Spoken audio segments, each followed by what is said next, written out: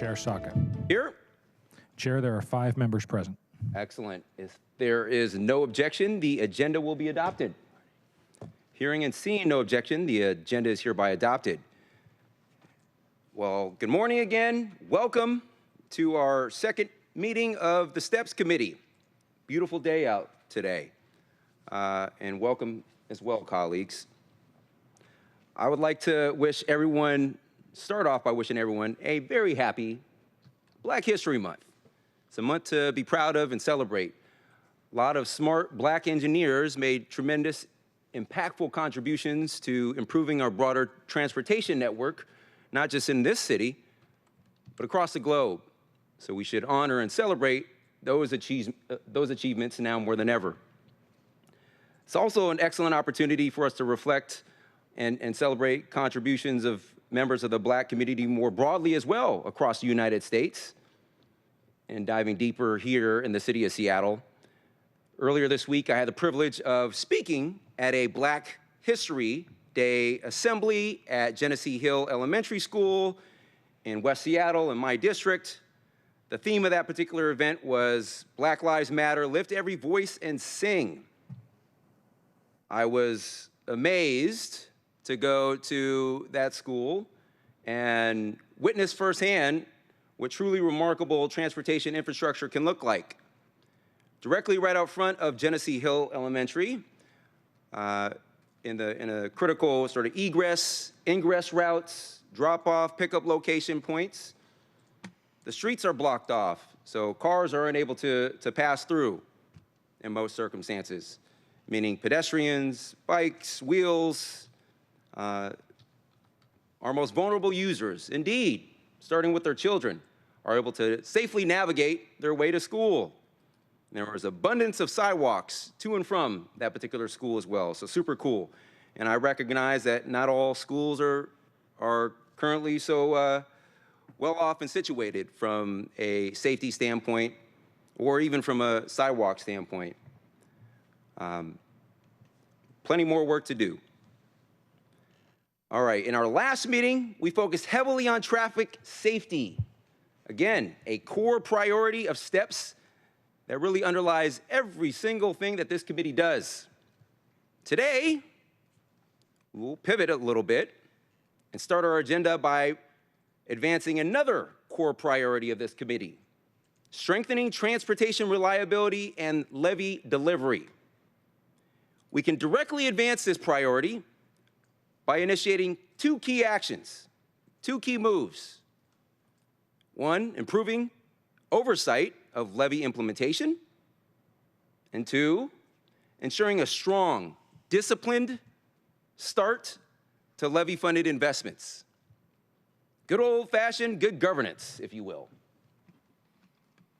That's why we're here today, and which is also why we'll be hearing directly from our partners at SDOT about levy deliverables and the department's proposed levy delivery plan for 2026.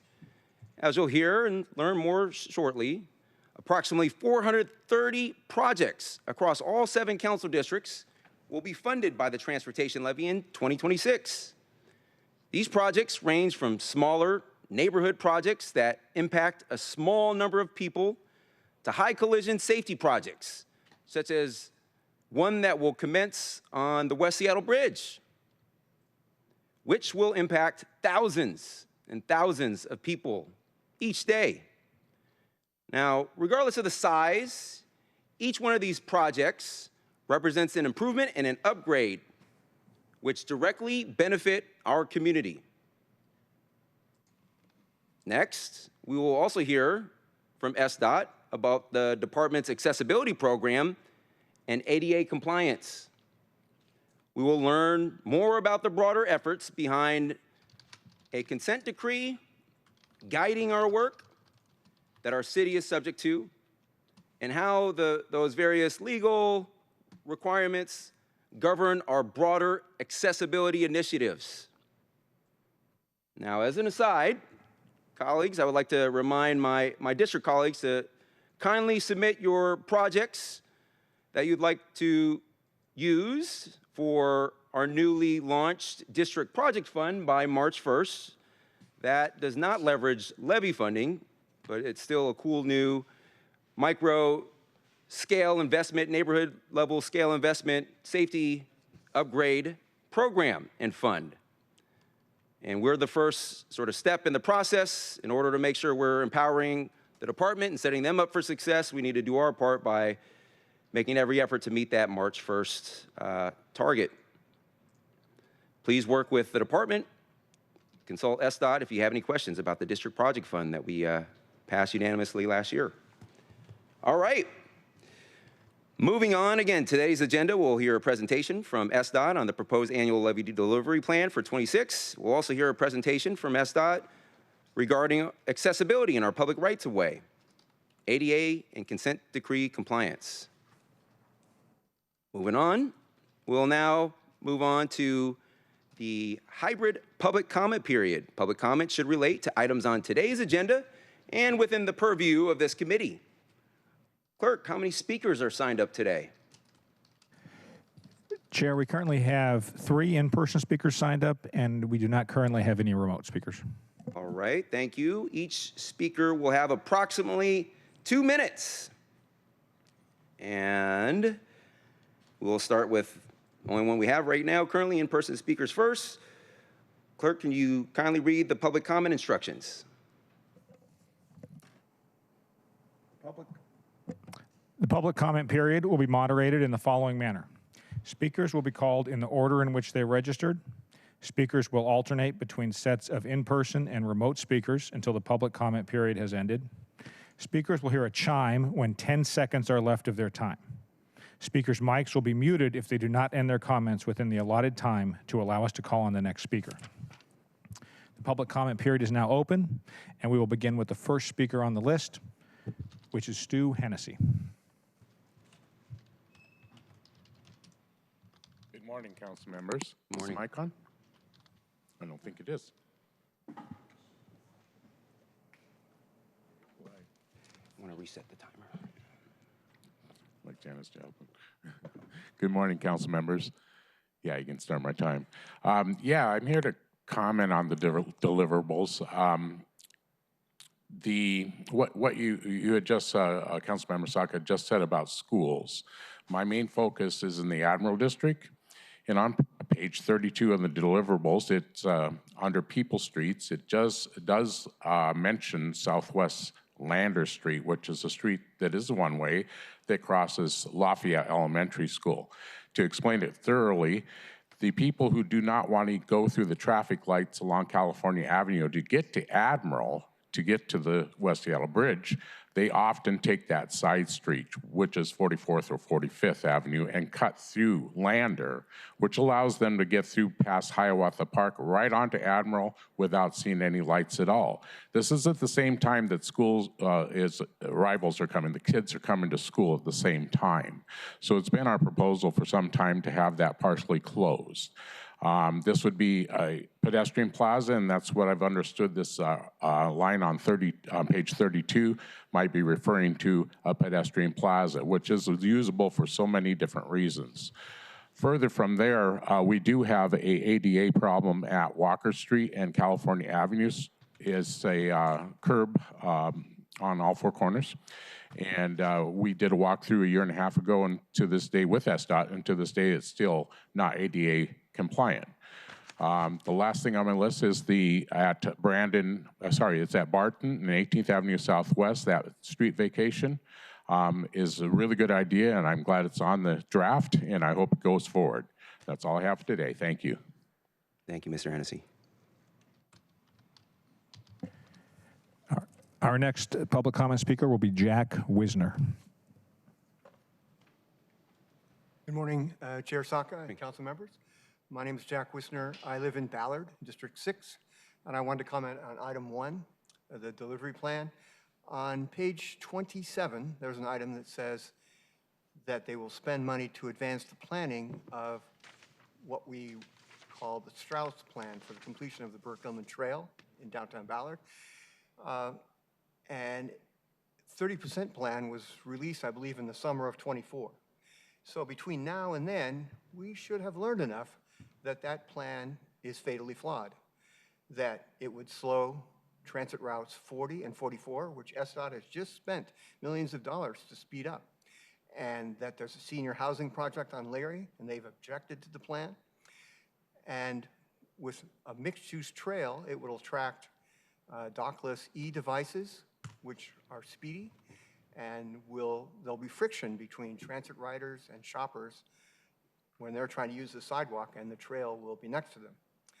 It's pretty clear transit will be slower because the Strauss plan called for taking away a lane between the bus stops at Ballard Avenue and 24th Avenue Northwest. And if you go out there to the street today, you can see that's a bus lane. And then I have one comment on item 2. I want SDOT and the council to consider the impact of the dockless e-devices on ADA accessibility. The clutter is a big hazard when they block bus stops, curbs, ramps, and sidewalks, especially for those who are elderly, disabled. Thank you. Thank you, Mr. Wisner. Our next public comment speaker is Tyler Vasquez.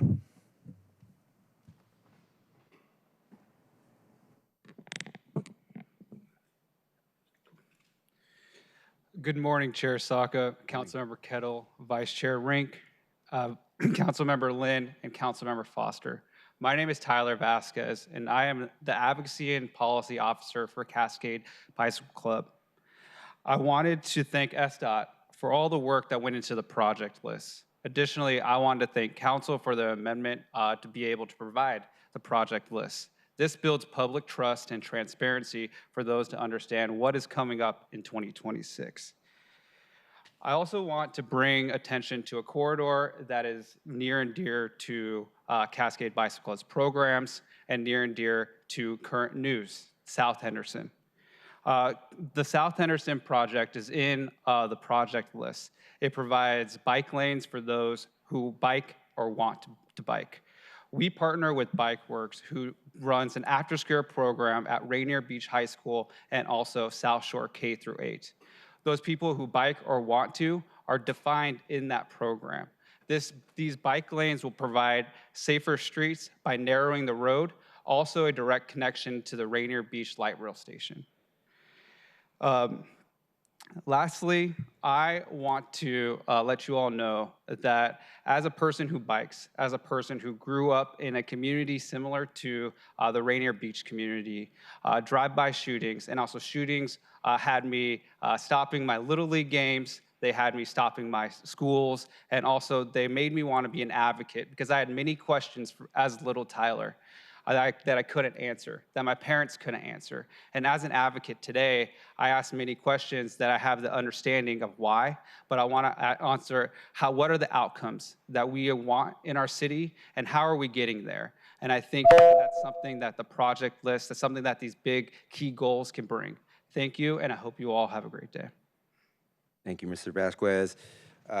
So appreciate that. Just as an aside, Tyler is with Cascade in his day job, but he was also recently elected co-chair of the Levy Oversight Committee, which I also sat on earlier this week. So congratulations, Tyler. All right, anyone else? No, we have no more public commenters. Okay, cool. Let's see here. All right. Let us now move on to our first substantive item of business today. Will the clerk please read item 1 into the record? Agenda item 1, presentation from SDOT, proposed annual levy delivery plan for 2026. Thank you. And as our presenters join us at the table now, please share your presentation.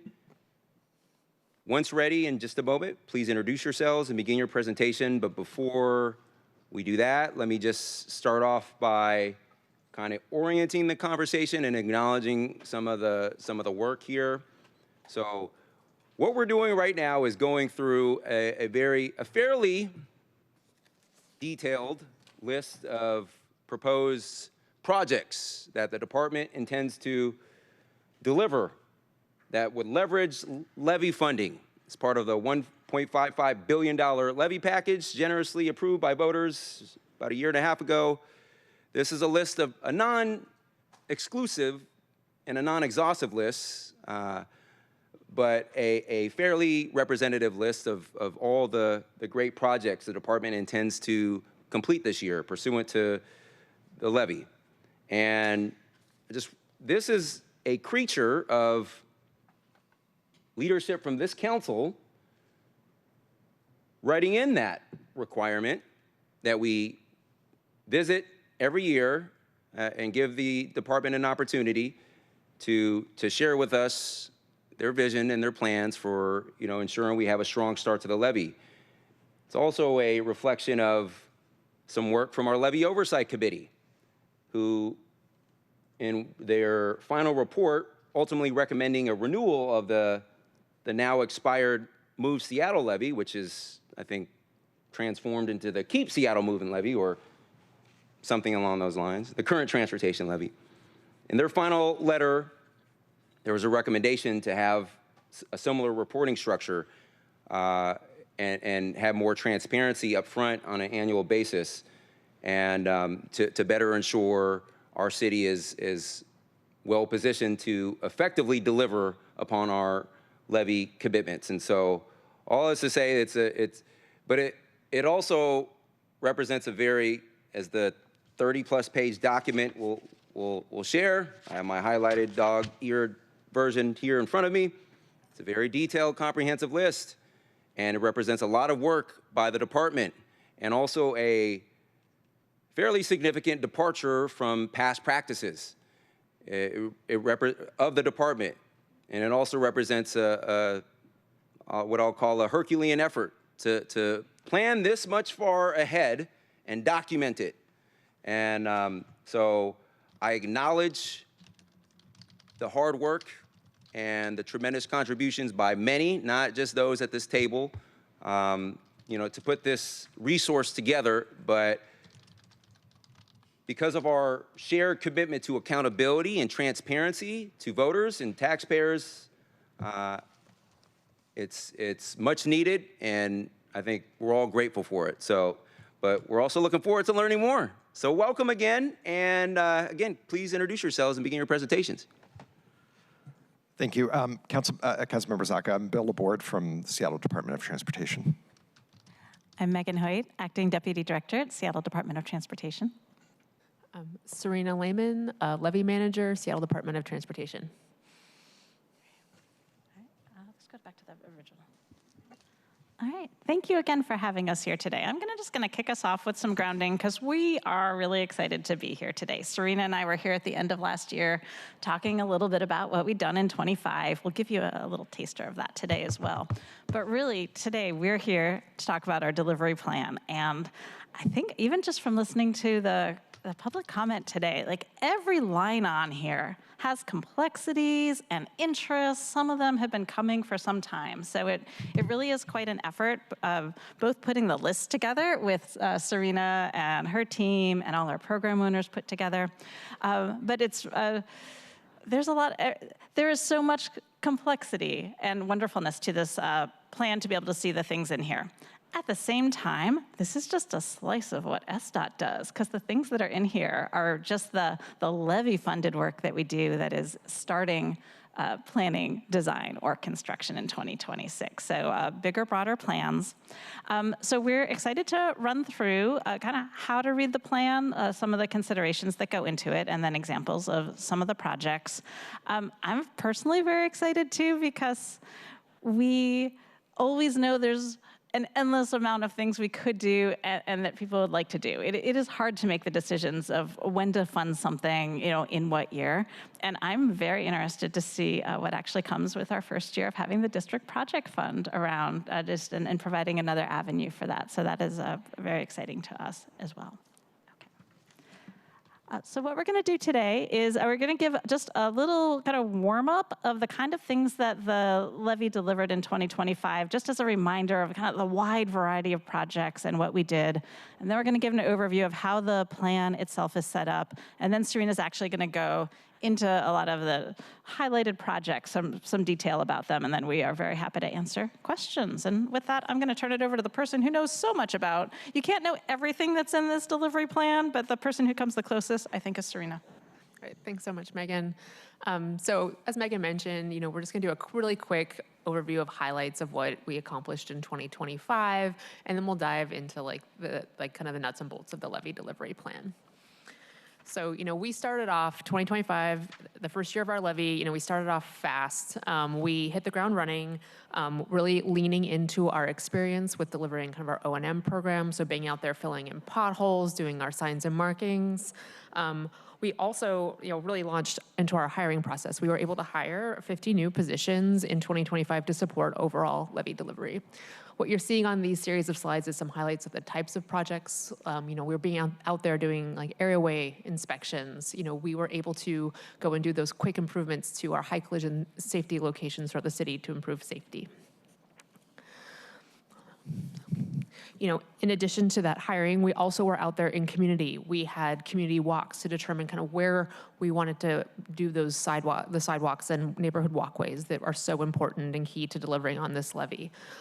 We also were out there launching new programs like our bicycle maintenance program, where we're out there replacing posts, which had new dedicated funding through this levy. And then kind of the last little highlight I want to give in terms of 2025 is that, and Councilmember Saka touched on this in his opening remarks, is that oversight and kind of transparency is absolutely key. And so a key piece that we were able to hit last year was we stood up our Levy Oversight Committee, which many of you participated in finding members for, and Councilmember Saka and staff continue to support the ongoing operations of that.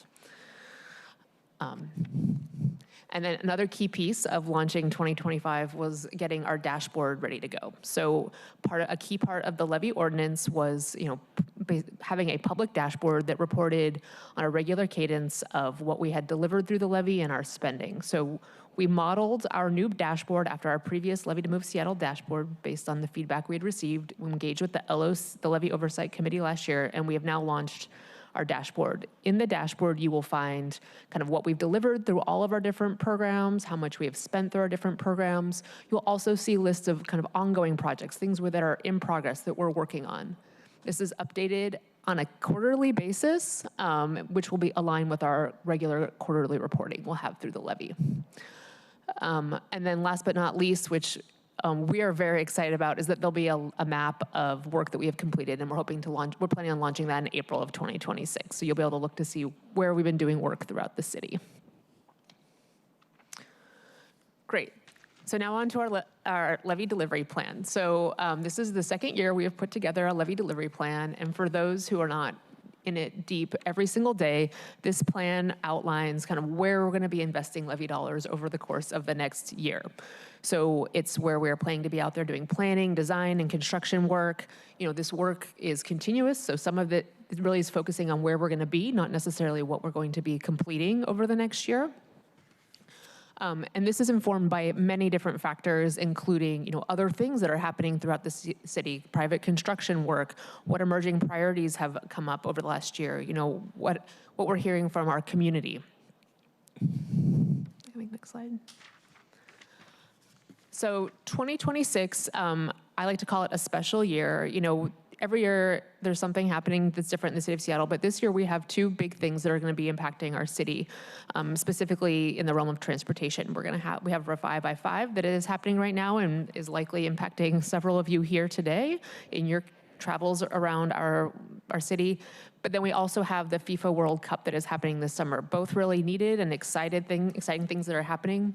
What this means for overall levy delivery is it means that there's going to be some constraints on where we can do work in our streets, especially during our dry months. And so we're being really thoughtful when we put together this plan about just being realistic about what can we actually do while we have a lot of constraints on how people are moving around during kind of our peak construction season. So we really focused on what can we get done this year, where can we get it done, and then what can we really focus on planning and design so that we can just hit the ground running in 2027 where we can't deliver this year. On I also want to note that many projects in here are projects that can be completed within a year. Look at some of our curb ramps and our transit spot programs, our markings. That's something that generally has a relatively quick turnaround, a year or two. But then we do have some larger projects that are multi-year projects, and you'll see those projects show up as starting planning or in design, and they might be in that phase for 1 to 2+ years as we are navigating our partnerships with other agencies like King County Metro, potential opportunities for additional funding, or just, and then ongoing community engagement. So the projects in here are varied and their timelines are varied as well. When we published this plan, we shared it with all of you on January 30th, and at that same time, we shared it with the Levy Oversight Committee, and we gave a very brief presentation to them early this week, and we'll be coming back to them in March for a deeper discussion to hear kind of their thoughts around what we have put forward. All right, so now to the, there's, as Councilmember Salk already mentioned, there are a lot of projects in here. We have 430 named projects, and this does not even include the thousands of O&M projects that are happening throughout the city. I'm thinking like sidewalk safety repair. We named a handful, but there are thousands more that will be happening. Additionally, our pothole repair, our, some of our spot paving work. So you see that 430 named projects, but there's a vast majority more that is happening. We just are not naming it in the plan just because the number of pages here would be very long. And then we also want to highlight that there was $190 million appropriated to the overall portfolio in the 2026 budget. In the document, you'll see outlined via our 11 primary buckets how much was appropriated per each kind of program area. All right, next slide. All right, so now we're going to move on to the fun part, where we're going to give some highlights of what you would expect to see in the plan, highlight some items that you expect to see. So we're making investments focused on improving safety for people traveling on all modes, all around the city. We are really focusing on advancing our safety and Vision Zero goals. This includes projects on streets most prone to collisions, improving safe routes to school, parks, and transit, and building new sidewalks, crossing improvements, and protected bike lanes. And then beginning to plan major upgrades along some of our high-priority corridors, like Aurora Avenue North.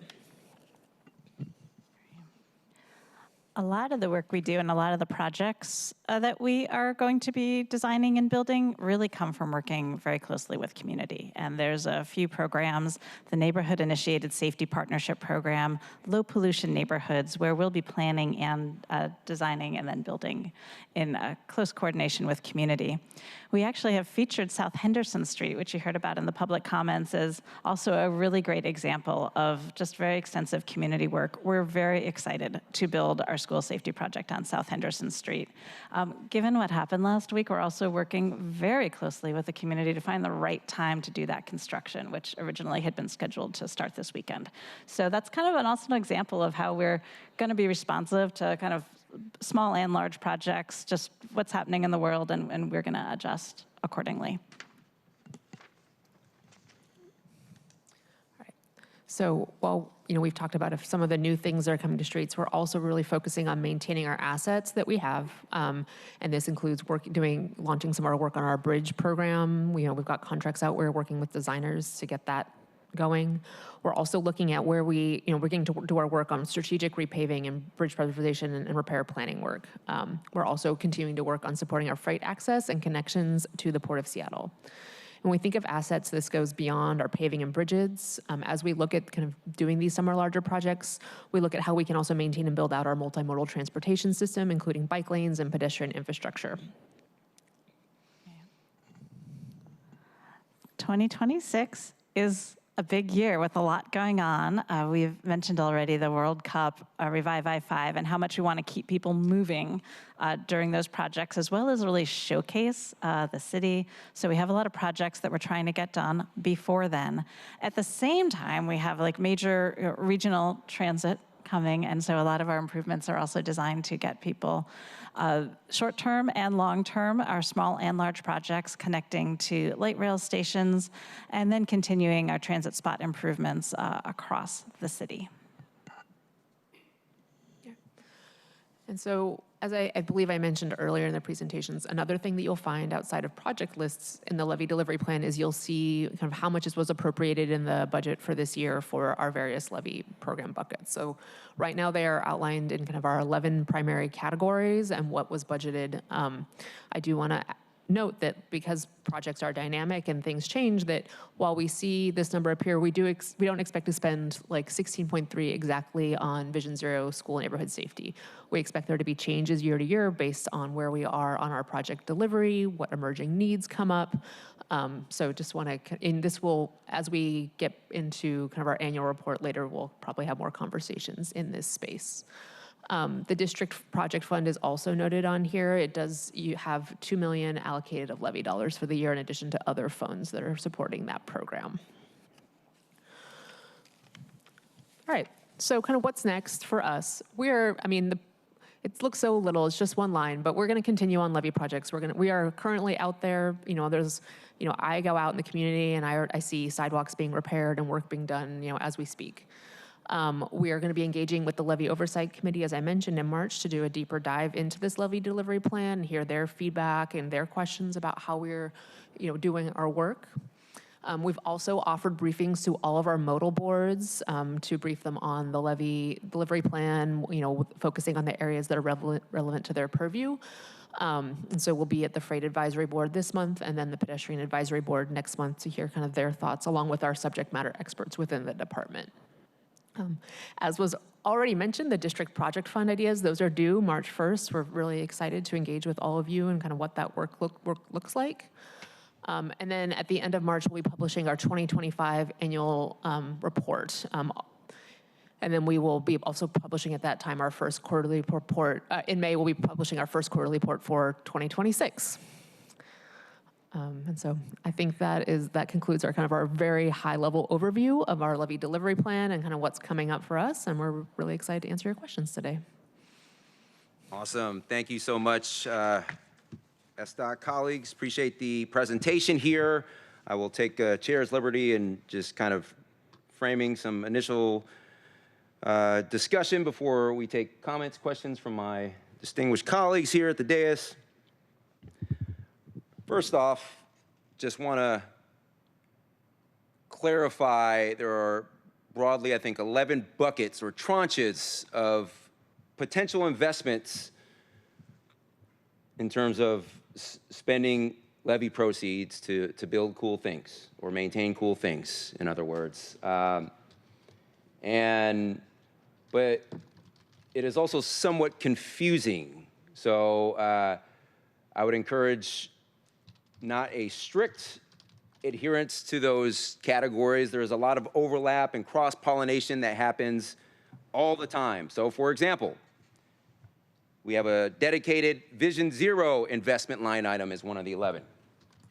That doesn't mean all the traffic safety projects and programs that we do to address road safety and our rights of way are limited to that specific category of investments. There's a lot, for example, of biking infrastructure upgrades and hardened infrastructure around some of our existing biking corridors that I think would qualify as Vision Zero investments as well. Another example is our major road rehabilitation projects. Under our city's Complete Streets policy, whenever there is a major road rehabilitation project, and we know, colleagues, that is the most intensive of the work to repair our roads that we can undertake. The next level is sort of a shave and pave, otherwise known as a mill and overlay, where they just basically grind out the old stuff, pave over it. That extends the life cycle for 10, 20 years, I think, maybe. And then there's spot improvements, pothole repair. But the most intensive form is major road rehabilitation, where they dig deep. It's also the most cost intensive. But under our streets, or under our city's Complete Streets policy, whenever we undertake a major road rehabilitation project, we must sort of reimagine what the design of that street should look like to accommodate all users, current and anticipated in the future. And so that means they incorporate the department and their smart traffic safety engineers incorporate best practices and engineering standards to figure out how to do that. Often that entails, for example, narrowing the road, putting more barriers up. But it's essentially a complete reimagining of the use of that particular stretch of road to accommodate all users safely. And another example of this, in responding to a public comment, not in this committee, but at council meeting a week or two ago, someone commented about there's a lot of, she reached out to my office and SDOT about a lot of speeding vehicles on 35th Avenue Southwest, which is a known problem area in my district. Department has plenty of data showing that cars regularly, routinely just exceed speed limit 10, 20, 30 plus miles an hour. And having extensive conversations with the department and my office over time, they've done a lot to address the current design and accommodate what's doable under the current design. But that's why in the levy, my office was able to add a stretch of that road from Morgan to Alaska to be completely renovated, repaved as part of major road rehabilitation. So that means that as part of that design process, they're gonna figure out how to make cars slow down, how to accommodate all users, et cetera. So that, I would posit, and I think the department would agree, is also broadly a Vision Zero investment. So all I have to say is these various levy categories, they're guideposts only. I would encourage members of the public following along, my colleagues. There were some good questions about this during our levy oversight committee earlier this week. So they're guideposts only. There's a lot of cross-pollination and overlap between other investment categories as a practical matter. Quick question. I note that the department noted that you were able to hire 50 new positions, and we, as a council, authorized the hiring of, I believe, 71 to 77 new positions to help ensure a strong start to the levy. Do you still anticipate hiring 20-plus positions to fill that gap, or has the circumstances changed that you think 50 is enough? Great. Thank you for that. And thank you for the perspective on also complete streets and why some of the projects have asterisks next to them saying you see this in a lot of places. Context matters. Yes. We hired as fast as we could last year. The first process we go through is aligning what we thought we need with actually fitting it into the right classification. And some of those have taken a little longer, kind of just to put thought, especially for the new programs, like the Neighborhood Initiated Safety Partnership Program. So yes, all of those positions are still in process. A lot of them are finally getting to their hiring state. So. Yeah. Got it. And roughly when do you anticipate finalizing those hires? We can check back on all of the details. I know there are actively, I'm going to say at least 10 of those are getting very close. I feel like we have some apprenticeship positions that sort of need the first step in that, and that's the one we got the most delayed. It is still a really important program for us to do, to start apprenticeship for signal electricians, and putting that into play is just taking us longer than we think. So I'd say short term, quite a number of those are getting filled, and then I think we just have a couple of lingering ones that we're just making sure all the right pieces so we can, and some of them we had to hire the first person first, who's gonna then pick the subsequent folks. Got it, makes sense. Thank you for that update. Please do continue to keep us posted and keep the Levy Oversight Committee posted on this as well, because this is actually another creature of some specific recommendations that the last iteration of Levy Oversight Committee made to help improve, to help directly advance the goal that I mentioned at the outset, which is to ensure, or key move that I mentioned, which is to ensure a strong, rapid start to the levy. And this is what you all put in your thoughtful levy ramp up or onboarding proposal about a year ago. And so now we just need to closely track and monitor that, make sure we're well set up for success. So thank you.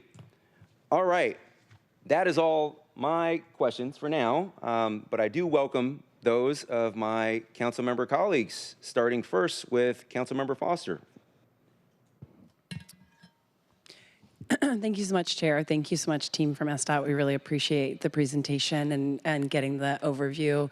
It's a really exciting time to get to work on delivering on the levy, so I'm really thrilled. I want to jump in with a couple questions on climate and resiliency. So I'd love to hear a little bit more about the planning and the updates that are, for the low pollution neighborhoods. I know this has been in the works for quite a while, and my understanding is that the neighborhoods have been narrowed down, but we don't have the final set. So instead of me trying to talk for you, why don't I ask the question? I'd love to hear what progress has been made on selecting the neighborhoods, and just where that project stands today. Thank you for that question, Councilmember. We are so very close to being able to share that list. So we're just putting the very finishing touches on kind of, getting all the ducks in a row, making sure it's all documented. I would expect you get to hear about that within the next month. Okay. Thank you. Awesome. All right, thank you, Councilmember Foster. Councilmember Kettle, floor is yours. Thank you, Chair Saka. Thank you, everyone, for being here today. I thought your answer was going to be regarding the 20 hires that need to happen, was the fact that Bill LaBorde does the work of 10 people, and then, you had to adjust. So, no, well, thank you so much for the briefing. And one of the questions I have is I'm looking at creating a working with central staff and others, a City of Seattle maritime strategy, because there's so many elements to our maritime city that it's not captured, and we need to ensure that they're all working, pulling the oar in the same direction, kind of thing.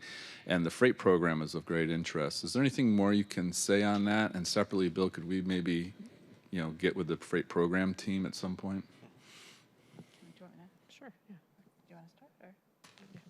Okay, I'm just going to jump in on this one too, and then Serena can augment if I have missed anything. It's an exciting time for us with the freight program as well.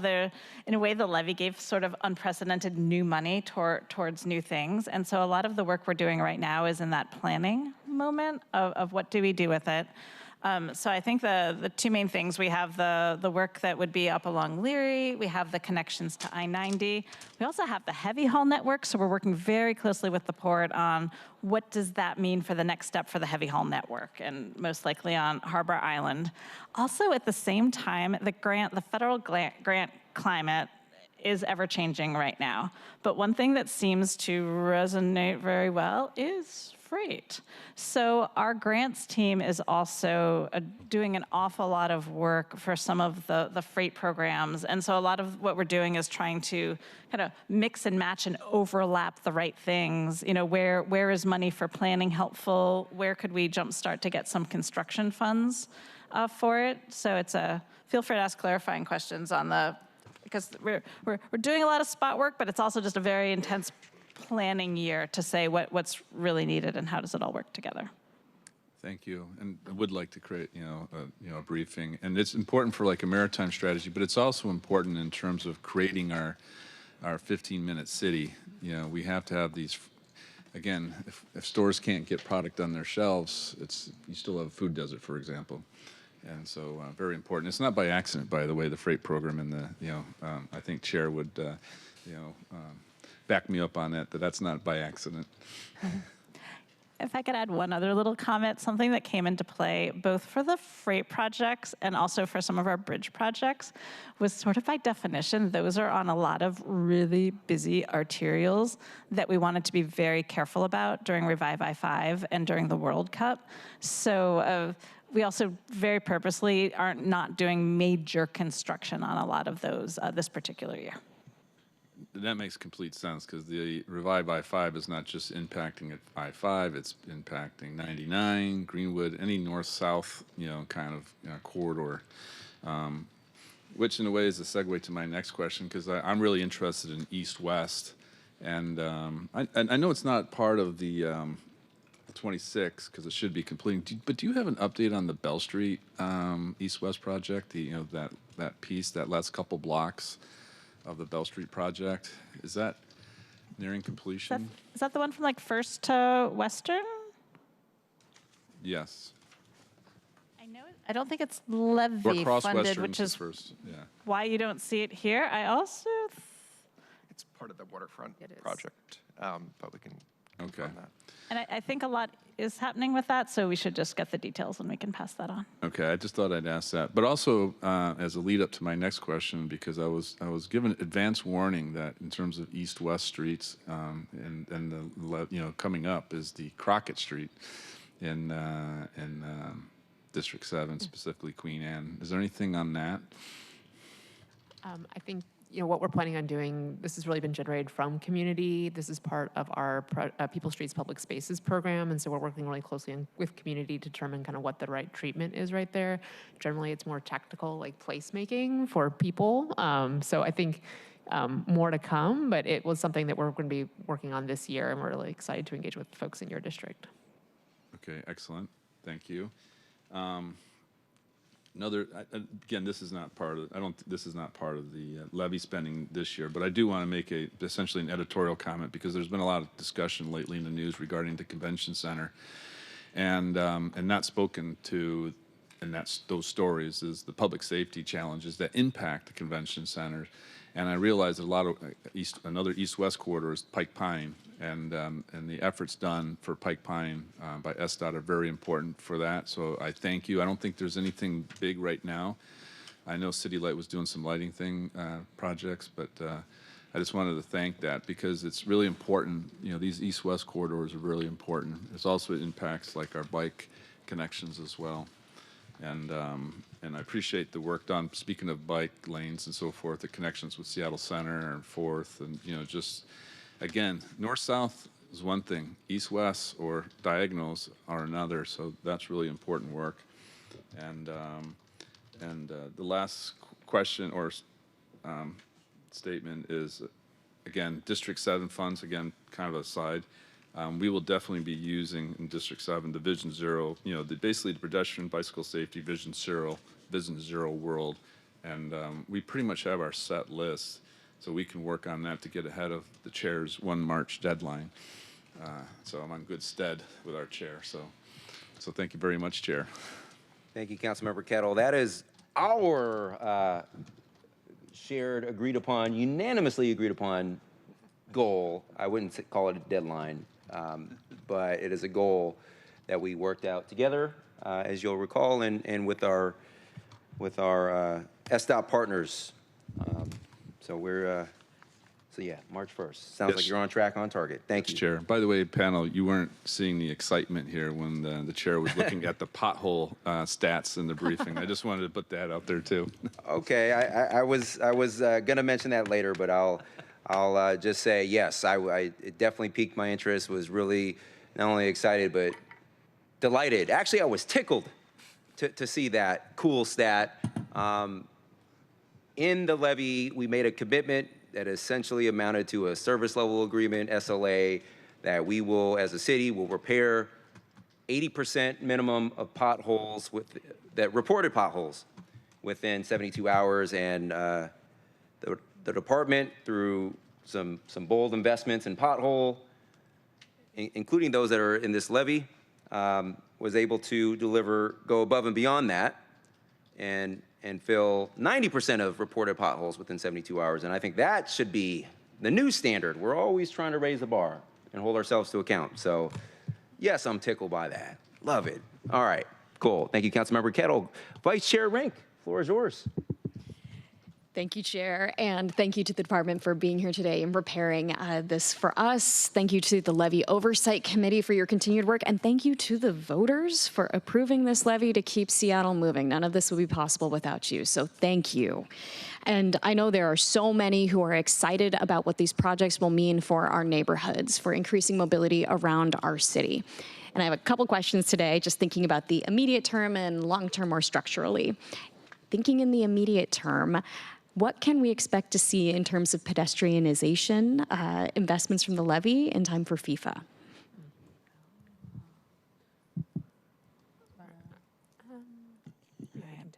Let's see, the forms that takes, a lot of the things were, hopefully we got done, in years prior. There's been a lot of consistent work. I feel like the biggest things that are happening around there's going to be some short-term work, more from our public streets and people streets and public spaces near Occidental. The longer plan would come much later. Some very spot things on approaches. We are getting our pedestrian lighting through the Chinatown International District. That is underway right now. Fortson Square is in the middle of construction, and that is going to be done. And the other efforts have really focused around activation. So just taking our existing spaces and not trying to build big things, but more keep clean. We have that one image of the catenary lights on 3rd Avenue for activation, that can really just change the tone of the space. A lot of the things that'll be happening, I believe, during World Cup, there's the normal day when there's a normal amount of people and things like that make a difference. And then there's going to be moments during World Cup where the people will make the people's street just by how many people we'll have. So then just also really doing our work to provide the spaces for that where needed and how to keep traffic moving around. Serena, is there anything specific I'm missing? Those were and so we'll continue doing sidewalk repair and our curb ramps and really prioritizing those locations in the that would help facilitate travel in and out of downtown for the World Cup. But it's kind of those ongoing smaller improvements that will be front loading. Certainly, and as a follow-up to that, if I'm recalling, I know in previous discussions related to FIFA, there's a stated goal for how many of the visitors associated with FIFA are arriving and using and not coming in vehicles. Do you know that figure at this time? I can't recall it. I don't know. Okay. Definitely follow up. I don't have that off the top of my head. No, it's a great goal. I know that that's coming from the local organizing committee and so on, and I think we all have an aspiration and also know the physical limitations of downtown. Not everybody can drive, and I don't think it'd be best for our community if everybody is driving here. So just wanted to connect those dots, thinking about the investments that we can make in time for FIFA to support as many folks walking, taking the bus, using micromobility options, is a real goal, and I hope that connective tissue is there. My next question is just related to thinking strategically a little bit about how the department is thinking about where we're spending the different buckets. The levy across the 8 years has, divided up in different buckets, but of course, year over year, that kind of ratio of spending looks really different. So as I was looking across and thinking and looking at some of the bike investments, it looks like we're front loading some of those bike investments there. Can you just unpack a little bit or pull back the curtain kind of what's driving some of those decisions about how we kind of slice up the pie? Yes, I can give you ask follow-up questions if you have any follow-up, but I think there's some of our programs like street maintenance and modernization, which are really large corridor projects or our transit corridor projects that require multi-years for delivering. And so we are, those, you'll see the spending of that, it will be slow to start and then it will increase over time. There are different elements that are outside of those that will be contributing to those. So the bike program is also going to be part of those large corridor improvements, which is really exciting, but you might see that spending kind of travel along that corridor project. Some of the stuff we're front loading is the stuff that we can do quick implementation for. So those tend to be smaller improvements because they're delivered by our crews. And so that includes things like our crossing improvements, which are more kind of our spot programs around the city. We are taking a look kind of through the 8 years about kind of what we call them our boulders. So like our bridge projects, our big paving projects, and looking at how we can sequence those to think about impacts to community, things like FIFA and Revive I-5, like other construction, light rail construction, and then seeing how those smaller elements in terms of spending sprinkle in those. So that's, I think, what kind of drives our overall spend is going to be those big, large projects, because those are the big dollar amounts, but we're trying to front load as much of the smaller stuff as possible.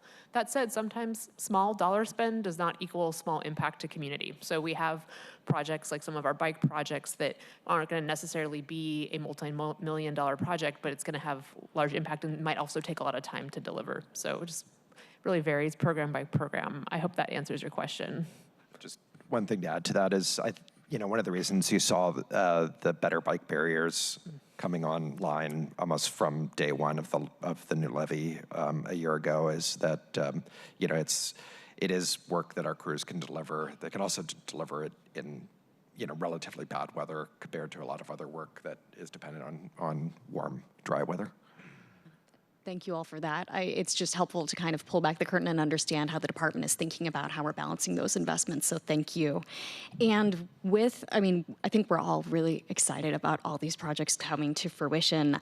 I'm curious about, how we're thinking about some of the work that's being done and the great opportunities that are there. So how much of the work associated with all these projects is being done with in-house crews? How much are we bidding out? Do these projects fall under the city's community workforce agreement? Again, these are really important investments. We all want to see them come to fruition, and I'm thinking about the good union jobs that come with all of these capital projects. Yeah, you can try. Okay. All right, it's a good question. And we have a lot of ways of delivering, and we have different staff who work. We can go faster when it's in-house design, in-house delivery. That is the place anything that can go that route. That's where a lot of the hiring happened. That is absolutely a place we focus a lot. We're able to do some of the big capital projects also with in-house delivery. Once we get up to that $5 million threshold, we definitely have community workforce agreements for our contractor work and are trying to build that in. Just because of the bulk of how much we're starting up, we absolutely are also at the same time using consultants to help with design, construction management. We've built so many projects at the end of the Move Seattle Levy, so some of them are still in construction. And so we didn't have enough humans, say, to do the construction management. And so it's that balance between hiring for the surge moments. So I think some of the surge right now is kind of planning and design for these really big things, and we still have a little bit in the construction management. But to the extent we can, we are doing things in-house. Fabulous. And my last question today, I know this discussion is really focused on all the projects associated with levy investments, and as you mentioned, the department is engaged in all kinds of other work, not necessarily associated with levy funds. But I'm wondering, how does the department consider when we have multiple projects happening within the same area and there may be a multiplier effect happening when we have multiple blocks of sidewalk that can be down because of a few different projects happening, and how that can impact, in the temporary term mobility for residents? How is the department kind of handling and working on coordinating that? Actually, as Serena was talking about how some of those big boulders get scheduled, things we were thinking about when we were trying to schedule those was like, do they already just have a big project come by? Because we really don't want to, the construction fatigue is a real thing. And kind of not understanding when we're back, oh, here you are next year, now you're touching this. Partly by us doing this work, by Serena's team really, starting us thinking further and further ahead, that is helping a lot, because then we can find out, oh, wait, I'm going to be in that area too. Well, then it makes sense to have 2 or 3 things, become a bigger thing. That actually really relates to your workforce question too, though, because when you have a lot of little things that kind of glom together to a big thing, then you're going out with a contractor often instead of our crews. So constant balance, constant conversation.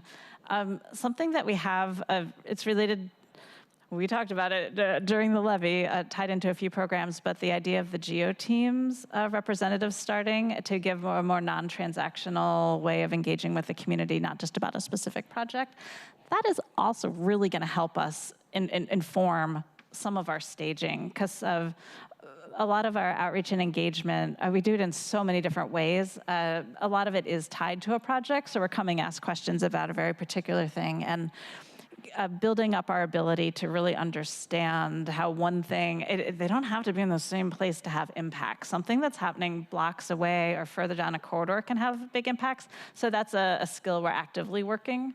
So right now it's a little more of the blunt, like we're just asking a lot of questions and trying to get the lay of the land, and as we build our sense of being able to coordinate more years in advance and kind of understand, we'll consistently hone. But that is a reason why sometimes you see something in a plan and then you see it the next year and we're at the same place, and that's because it didn't make sense to keep it on that trajectory given other things that were happening. Thank you. Thank you all for answering my questions, and thank you, Chair. Thank you, Vice Chair. Appreciate your thoughtful questions there. 2 quick comments from my perspective. Great questions on the workforce and the opportunity for our city as part of the levy staffing and spending to hire more of our labor partners. Good union, fair, living wage jobs. I just note that the Pothole Ranger team, who amongst duties filling and repairing potholes, they also help with sidewalk repair, amongst other things. They are proud members of LAUNA.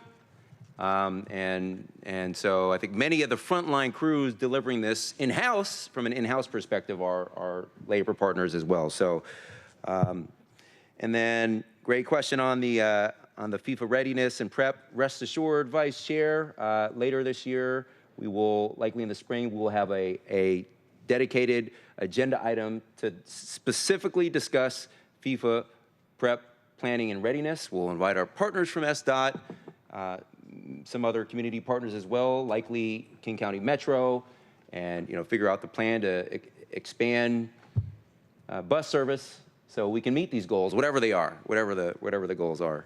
Scooter corrals, all those things. So in any event, thank you, Vice Chair. Councilmember Lynn. Thank you, Chair. You mentioned potential delay for the Henderson Street project. Could you just talk about what the plan was, if there are any, and we can take this offline later, but if there is anything more you could just share on the timing, or whether there might be any potential changes to scope or public safety related lighting or other issues that are coming to the forefront? Absolutely. And I wouldn't say like pause with a capital P. We are going to stay positioned to start that project. We were starting with some signal work. That was the first thing that's going to happen. And then when we get good weather windows, we're sometimes able to get other things built. So we were doing some of the advance work. So during spring, we could take advantage. It was not going to happen in a weekend. This was going to be, extended over weeks and months. So we'll have staff actually out doing a walk this Friday to see if there's anything more, anything shorter term, when it feels like the right time to actually start that construction. Some of the things we were going to do with the signals were like lead pedestrian intervals and things that would increase pedestrian safety, maybe, just potentially be helpful and might still be wanted pretty soon. So we're just happy to adapt to whatever the timing feels right. Right. Thank you. All right. Thank you. A couple quick ones from my perspective. Thank you, colleagues, for your thoughtful questions. Answered quite a few of mine, but I still have a little more. One, just want to note on the bridge work, the advanced design stages for Ballard, Fremont, and University bridges. I love bridges and geek out about them regularly. So let's keep up the work on bridge maintenance. And separately, we're gonna invite you all back later this year sometime to focus solely on bridge maintenance status and needs. So we'll do a deeper dive on that, but appreciate the work, your hard work so far on bridges. the transit passenger safety line item. Can you talk a little bit more about the department's efforts to use levy and non-levy funds to boost transit safety this year? Okay. Let me just get to that right page because I get ambassadors and transit safety officers mixed up. Okay, great. So continuing the work we did last year in funding, the team has been providing some extra investment to transit safety officers. And in particular, Metro has a lot of these people already. They are around deployed in various parts of the city. What we were able to do with our money was to suggest like focus areas for that. For instance, the South Jackson corridor on 3rd Avenue. And so we have proposed continuing that investment for the six months of the year. We have research underway about like what actually moves the needle on safety, like what makes people feel safe. And the team's gonna be doing a lot of work this year to help inform what our 2027 investment is gonna be for transit safety, based on what we hear from different communities, especially youth, about what we can do best to help that. Yeah. Thank you. I would caution you as you undertake research on what actually makes people safe. Don't recreate the wheel. Don't duplicate efforts, because the King County Regional Transit Safety Task Force literally has a very comprehensive, robust list. They already did the work, and it reflected more than just each individual member city that participated in that. And that was, colleagues, as you'll recall, one of the outputs from the tragic murder in 24 of King County Metro bus operator Sean Yim. There was a regional transit safety task force that was put together, representatives from all cities, all stakeholders, and there's literally a shiny report. And so I would caution you not to like spin your wheels too much on research and duplicating efforts. And instead focus on figuring out how we can implement those recommendations in the Seattle way from a local perspective. Great. Go ahead. I do want to thank you for bringing that up. The work they would do is actually informed directly. They had pulled from the regional task force plan, and especially the focus on engaging with youth around. So it is less research and more actually bringing in a bit more how some of our people, streets, and public spaces, and some of our more community-centered work. But yeah, just trying to calibrate what we're doing. But thank you for bringing up the task force. Awesome. Thank you.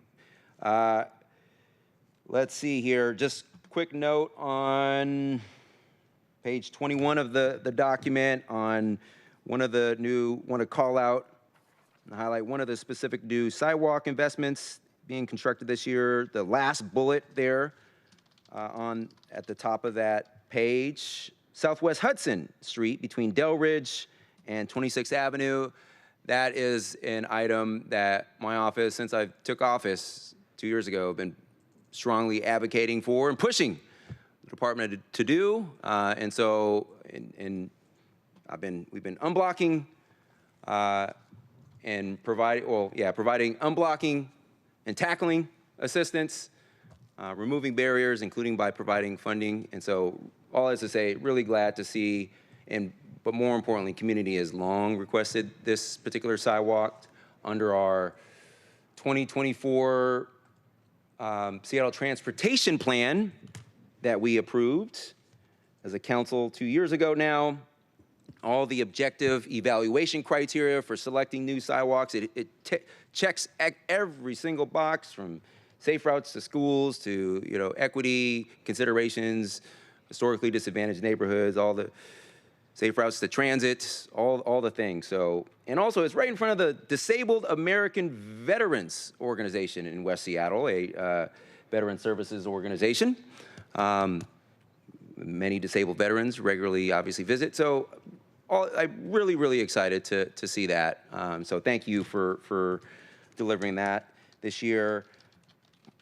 question on the good governance and equitable implementation category of investments, more specifically the property tax relief, outreach, and education. Can you talk a little bit more about the department status and efforts there? And I'll just say from the author's intent from when we wrote that up a couple years ago was that at the time this was the singular largest investment in levy in Seattle's history. Has since been superseded by the recently generously voter-approved FEP levy.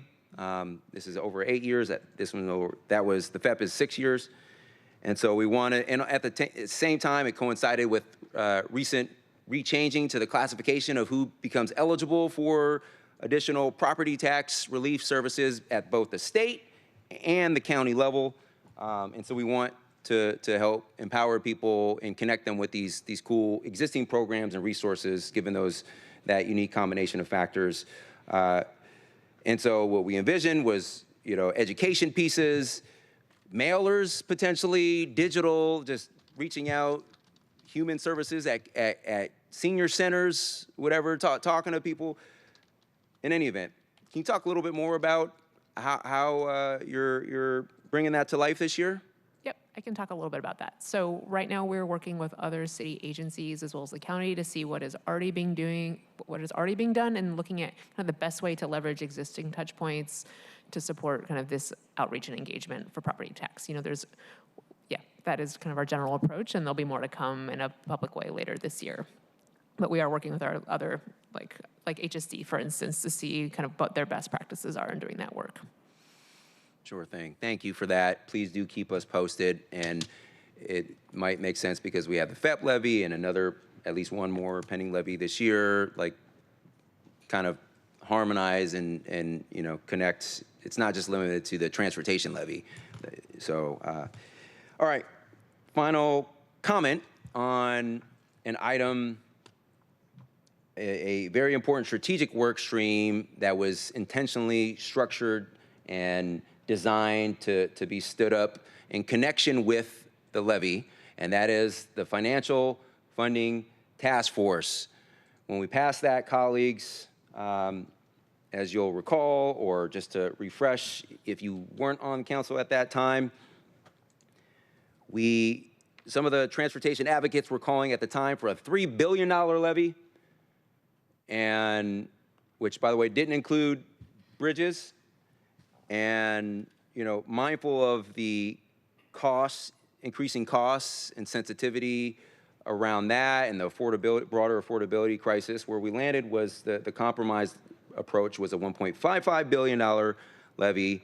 But even if we also recognized at the time that even if we had a $3 billion levy, it still wouldn't meet the need to help us deliver on 3 critical asset classes: bridges, the overall state of our roads, so pavement conditions, and last but not least, addressing our missing sidewalk network, so constructing new sidewalks. And we provided a transformational, generational investment in building new sidewalks, for example.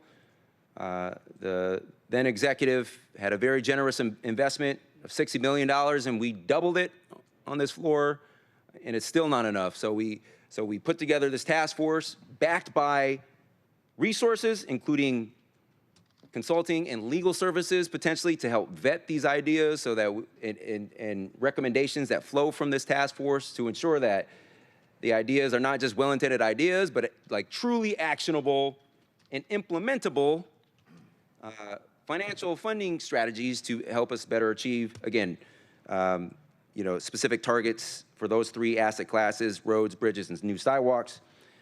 We are going to, I've invited the department to come just give us a quick update about that work stream at our very next STEPS meeting in 2 weeks. So we're just going to check in about that, but we'll definitely want to. There are already some sort of past due deliverables and recommendations from there. We need to keep the momentum going, so we'll want to consider that and make sure that task force is actually stood up later this year. But we're going to just check in about it in 2 weeks. So stay tuned. All right. Councilmember Kettle, go ahead. Final question on this. Thank you. I skipped over this, but your mention of bridges, I just wanted to ask about the Magnolia Bridge in of itself. Very important. And tied to that is the emergency access road, because as everyone knows, we're past due on the Magnolia Bridge, and that can come down anytime. And emergency access is really important from an emergency preparedness point of view. For those that don't know, basically connecting the marina up underneath near the bridge below the Magnolia Boulevard to like where the beach is as you come down out of Magnolia Village. And so I just wanted to check on it, because in some ways that should be like the first thing, because again, we don't know what's going to happen with that bridge, particularly if there's an earthquake, but there's also the maintenance issues and so forth.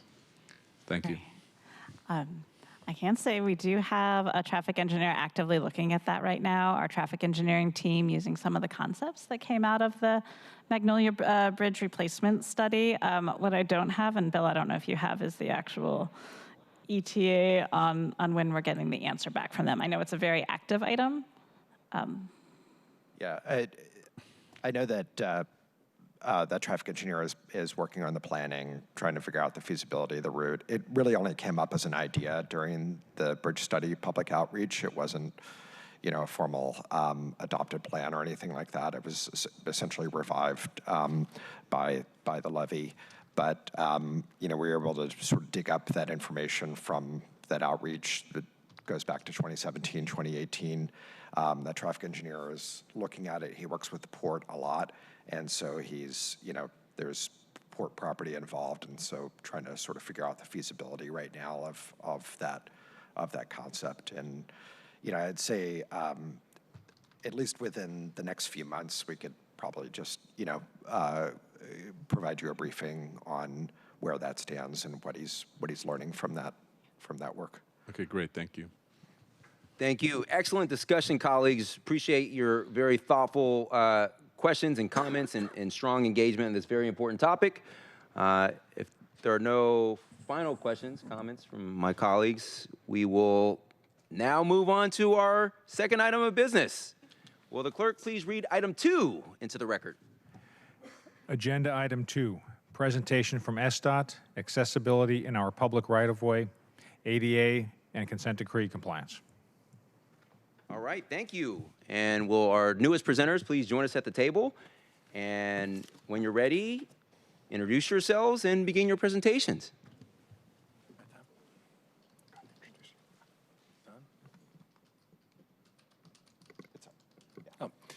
Hey, good morning, everyone. Jim Curtin, Director of Project Development for the Seattle Department of Transportation. Good morning, everyone. My name is Tom Hewitt, and I'm SDOT's ADA Coordinator and Program Manager. I think our time is a little truncated here today, so I'm going to get the mic over to Tom here as quick as possible. As I mentioned, I manage the Project Development Division within SDOT.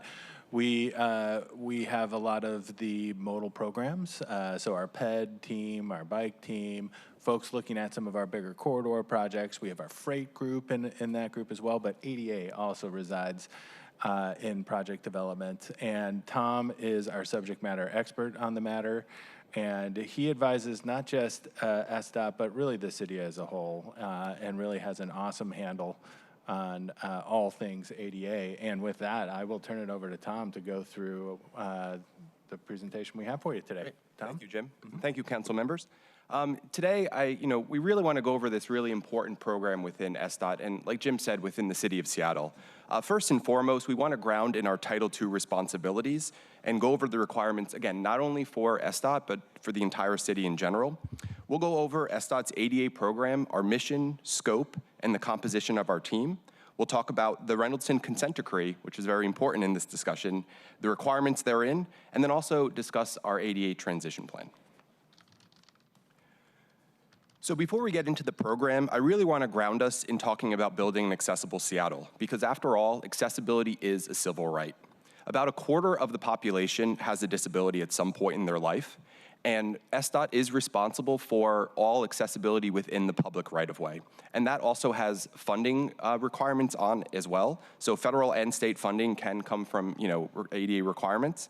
But I also want to ground and understand that it's beyond just basic compliance. We want to achieve a universal design approach, build streets and sidewalks that are built for everybody so people can age in place and we can have a more pedestrian-friendly Seattle. But I can't go without talking about our legal framework, starting with the ADA, the Americans with Disabilities Act, specifically Title II.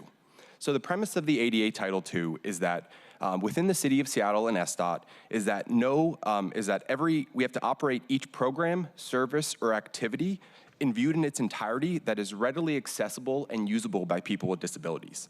So that means we can't exclude anybody from participation in any of our services, activities, or programs. So in addition to Title II requirements, there are past court cases, specifically Barden for City of Sacramento, California in 2002, that determined that the pedestrian right-of-way, including sidewalks and curb ramps, falls under program access requirements under the ADA. So we have these requirements. In addition, we'll go into the details of the Reynoldson consent decree. This was a consent decree that was back in 2017 that I'll go into some details on those specifics and those requirements that we have to fulfill every year. Before I do that, I want to talk about the ADA program's mission and scope. So our mission is simple. Number one, first and foremost, the ADA program, if it had an origin story, it would be the consent decree. It was formed as a result of the requirements and the commitments from the settlement agreement. Beyond the consent decree, however, the ADA program intakes public requests pertaining to ADA and accessibility issues in the public right-of-way. We work to remove barriers to access via inspections of existing public facilities and develop projects to improve accessibility. We're also the subject matter experts for the organization on all things ADA, like Jim mentioned. We develop policies, we develop guidance documents, and training to support SDOT and accessibility in the city's right-of-way.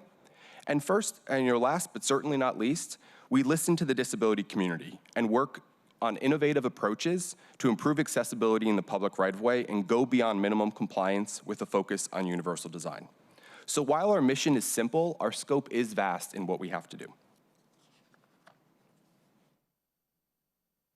So with ADA program management, as the ADA coordinator, I oversee all activities within the ADA program. In addition, I work with all the other ADA coordinators in the city, as well as the city attorney's office to address complaints, remove barriers, and improve accessibility for everyone. I listen to the disability community and a forum through our Pedestrian Access Advisory Committee. We meet quarterly every year, and we discuss issues and develop projects from those issues. The ADA program, again, started with the beginning of the consent decree, and it was really primarily focused on curb ramp delivery.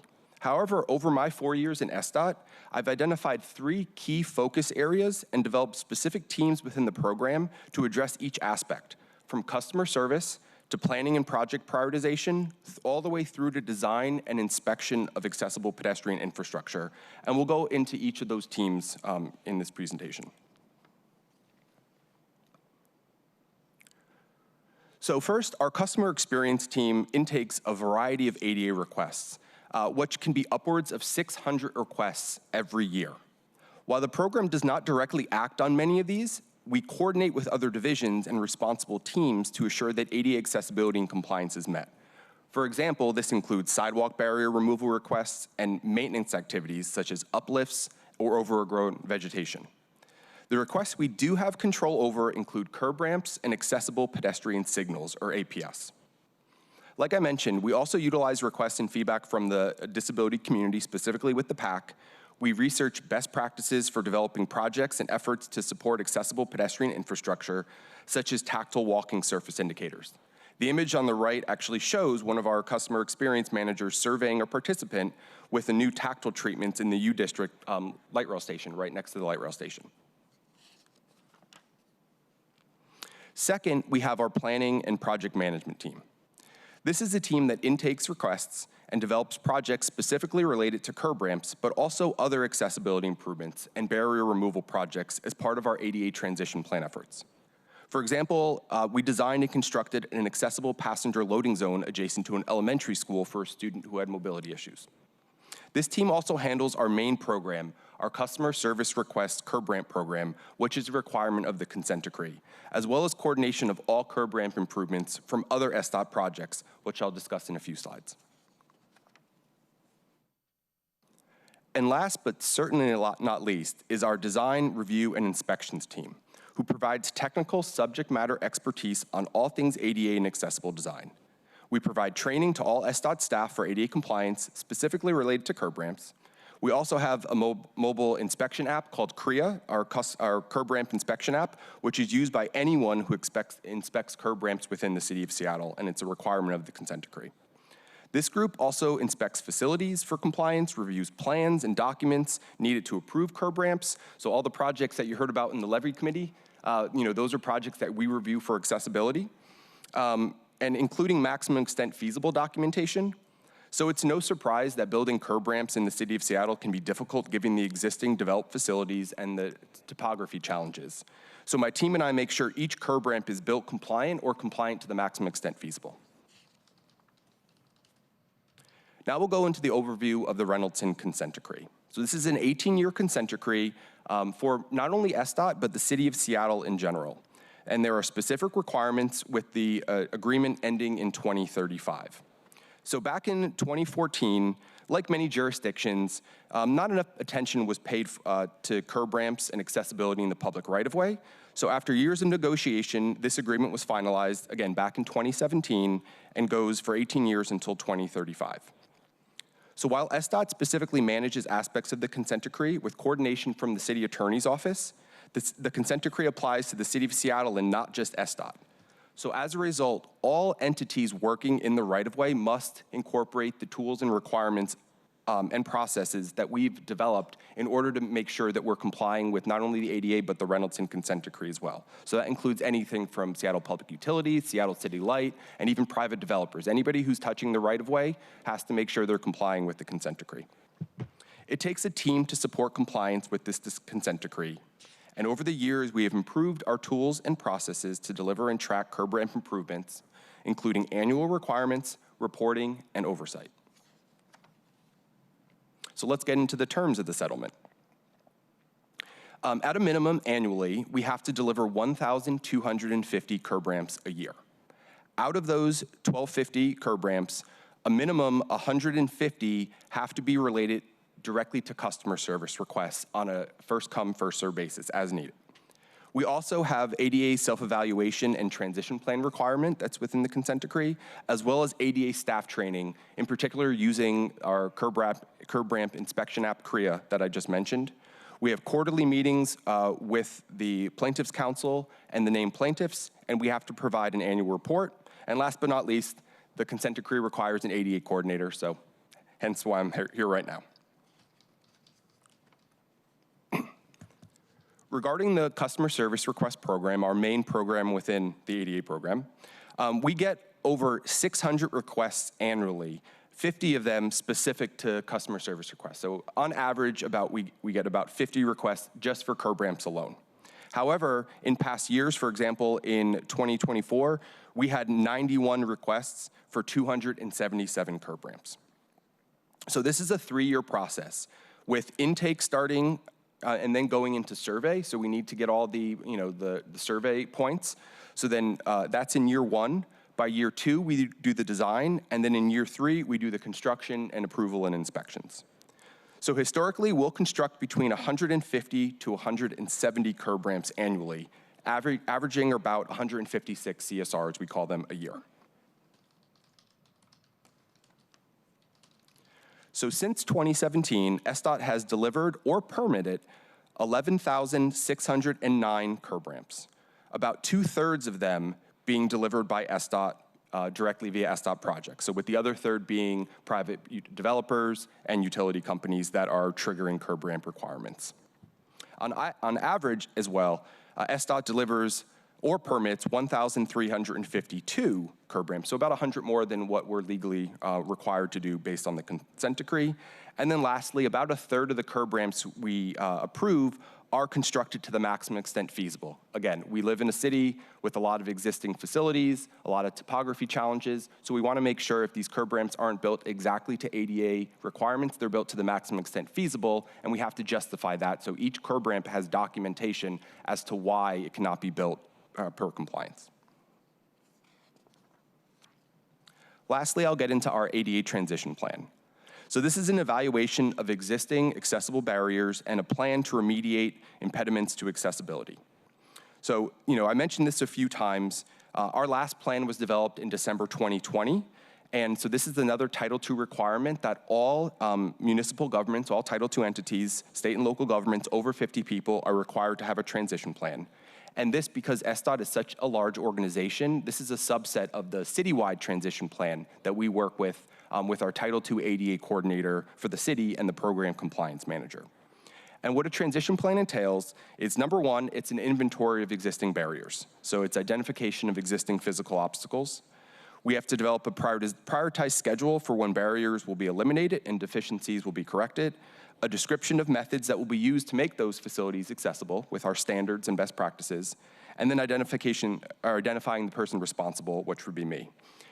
One of the most important things is public participation. A lot of folks here, and I firmly believe, the saying, nothing about us without us, nothing without us about us.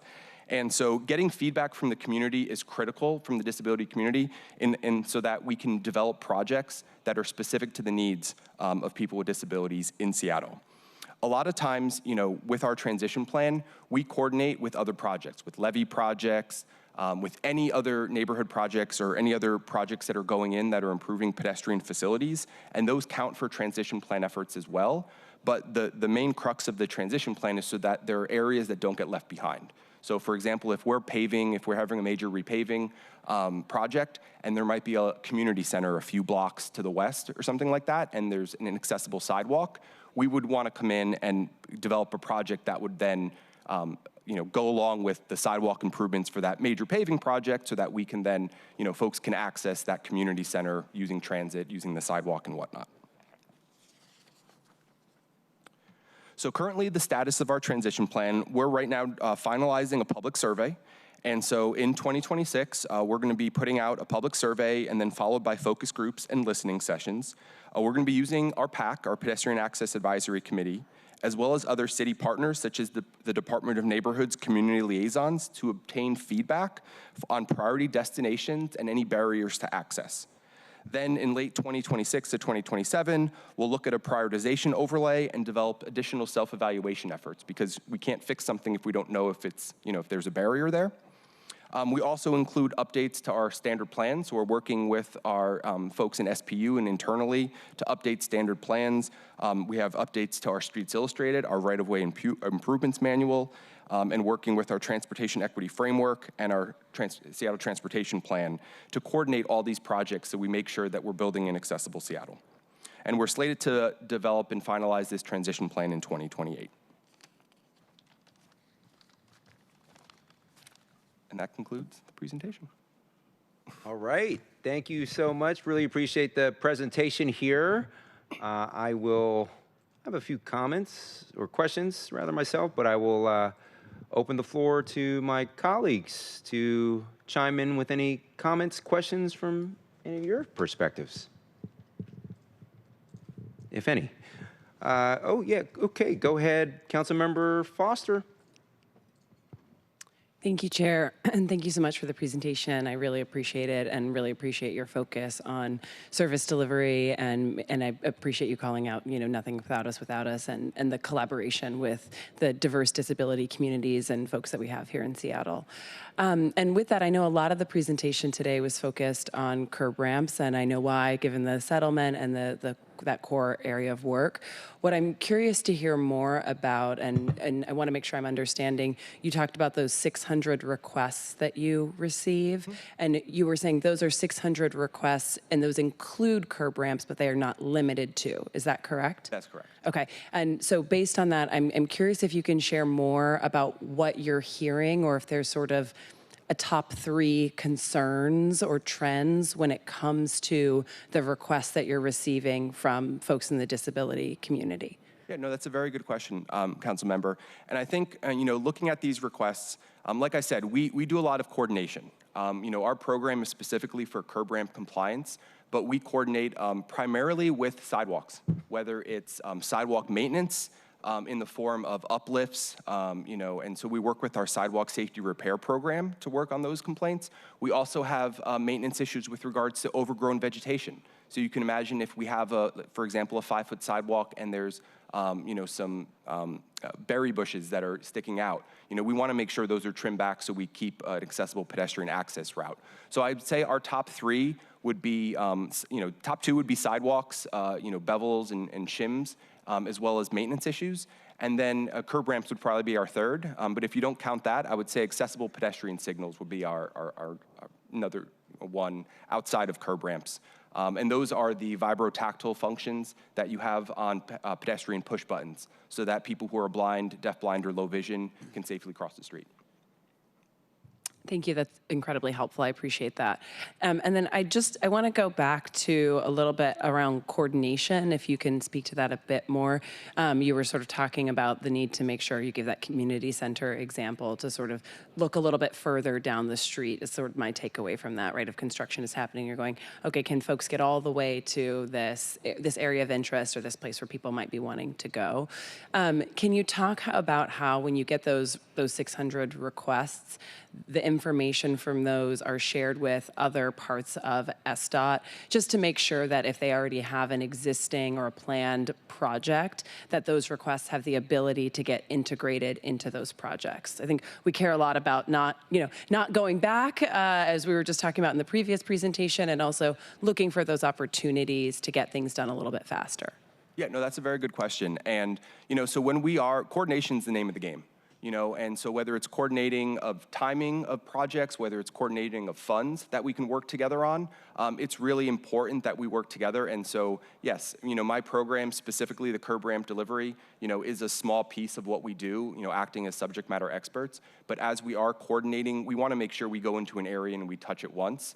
And so we use that feedback and we work with other partners because there's other prioritizations that, for example, sidewalk safety repair program has a prioritization. We have new sidewalks has their prioritizations. And so we want to make sure we're working with these other programs to assure that we are prioritizing the needs of people with disabilities so that they can access the places, that they need to go. And, so access to transit's always important. Access to community facilities, libraries, community centers. These are things that we put, on our very high priority list. But like I mentioned, we are updating our ADA-specific prioritization as our transition plan update occurs. And so that's going to be happening with our survey that we're going to be putting together. So once we get the feedback from that, then we'll have what we're calling an ADA priority overlay. So we don't want to reinvent the wheel. We have a lot of great data at SDOT and a lot of good prioritization already occurring and a lot of projects, for example, with the Levy that we just talked about. So we don't want to, throw another cog in the wheel. We just want to make sure that we are not missing any gaps. And so that's what we're doing with the ADA priority overlay and our ADA transition plan. And again, that's stemming from the public comments that we're receiving from people. Thank you. Thank you, Councilmember Foster.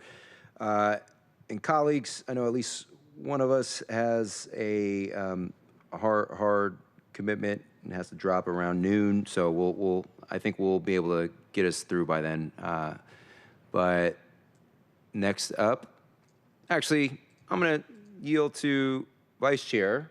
You weren't in the order of operations, but I would love to just call on you, Vice Chair. Oh, shucks. Well, thank you, Chair. Colleagues, apologies. Appreciate that. Just 2 quick questions, mostly as clarifying points. And thank you again for this really informative presentation. I'm glad that I got a bit of a download and understanding a little bit more about this consent decree and how it's translated to work and improvements in mobility and access and accessibility for our city. One point of clarification, I know you have a slide, I don't quite have the number, but it's a pie chart breaking down, talking about permitted construction project curbs. Per the consent decree, do these permitted construction project curbs count towards the consent decree mandate? Okay, just wanted to. anything that's built in our public right-of-way can count. So that's why it's crucial that it's done correctly. So we have oversight. We have our street use division, and they have street improvement inspectors that go out that are trained by us, so that whenever they're building curb ramps and other accessible infrastructure as well, we make sure that they comply with our city standards as well as our federal requirements for accessibility. Great, thank you for clarifying that. And my second and last question for today is on slide 13. On the bullet point at the bottom, it states that about 1/3 of curb ramps approved are approved and constructed to the maximum extent feasible. And so why only 29%? I wanted to kind of dig into that a little bit more. Well, I mean, so that, what's that saying is that the other 2/3 or the other, 81% are actually built compliant.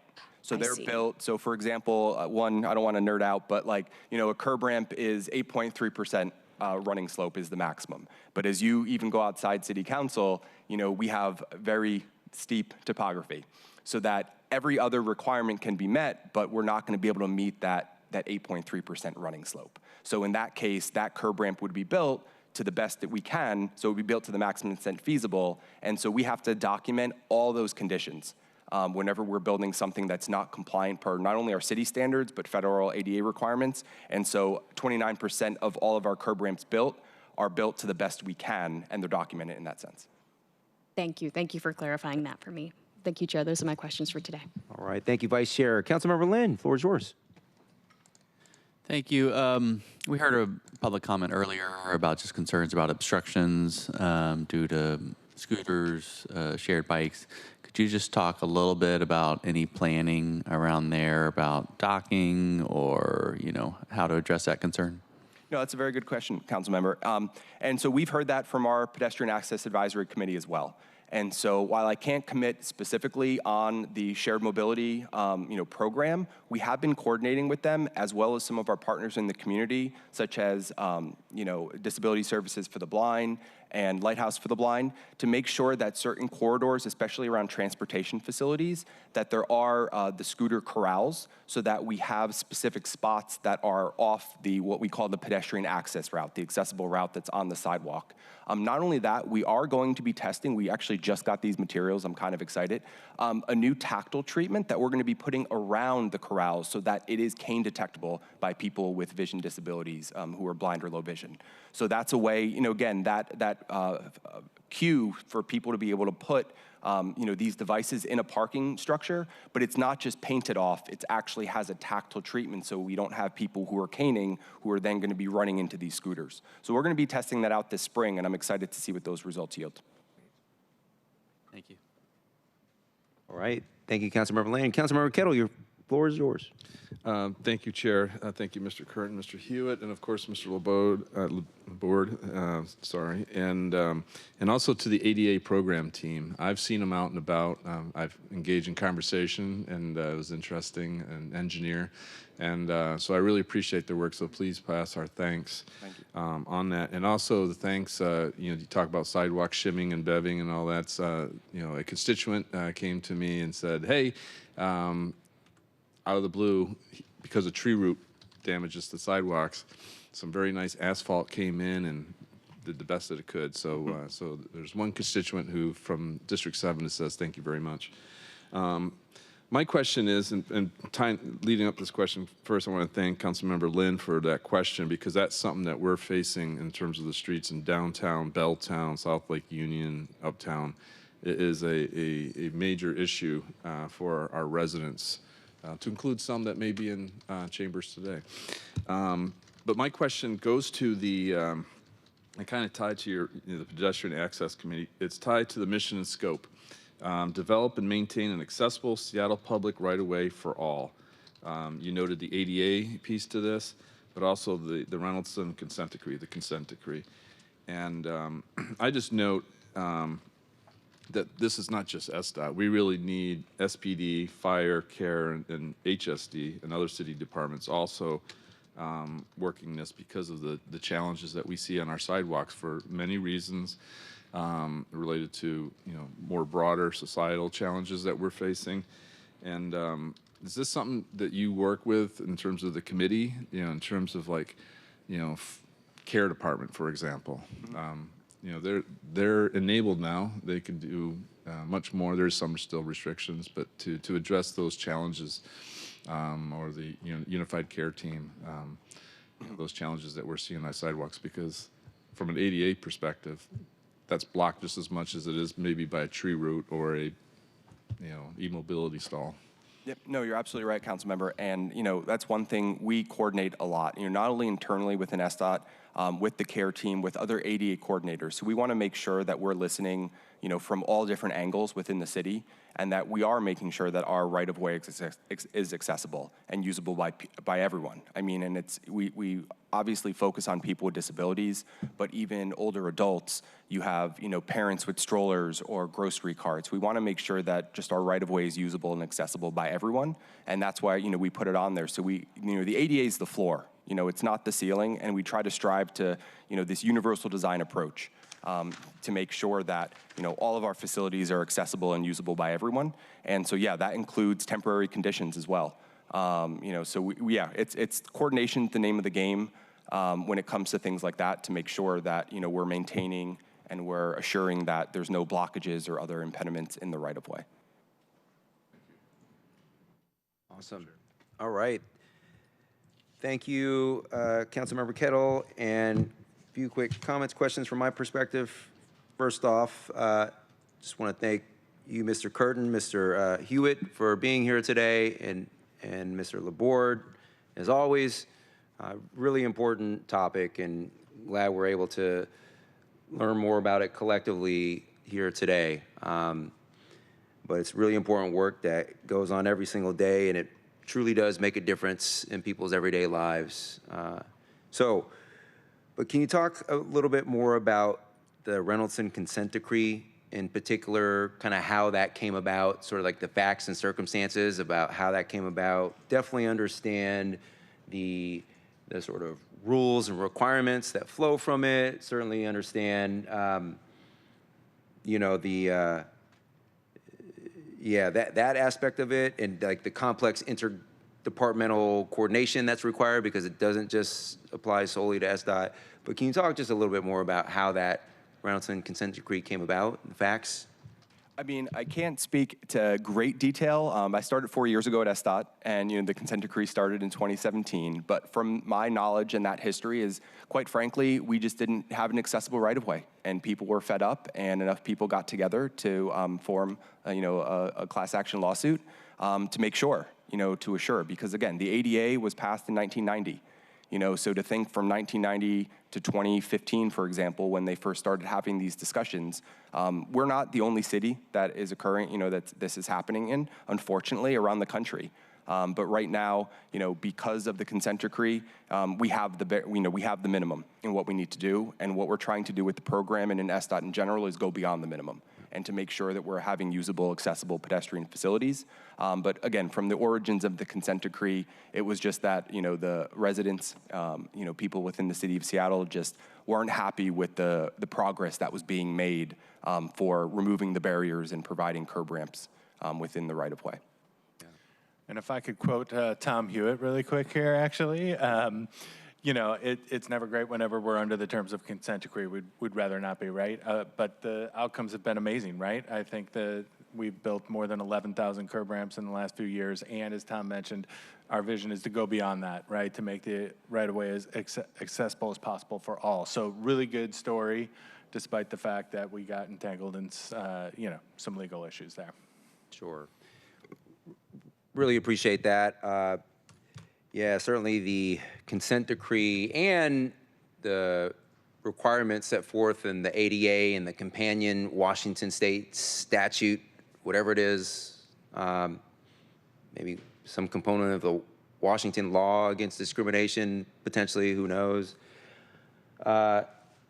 Those reflect the bare minimum, to your point, those reflect the bare minimum base legal requirements. Every city, department, and agency is obviously free to, and is not only free, but is strongly encouraged, backed with plenty of resources and empowered to exceed those thresholds. And we're doing it not just because we're now subject to this consent decree, but we're doing it because it's the right thing to do.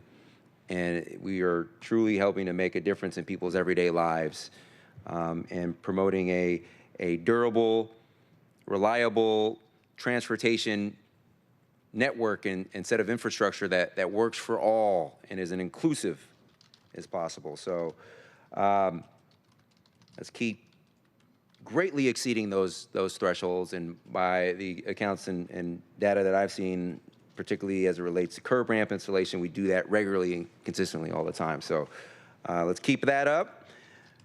On slide 11, when we talk a little bit about some of the terms of the settlement, that second bullet, it notes that there are 150 curb ramps required a year. And again, we generally greatly exceed that number.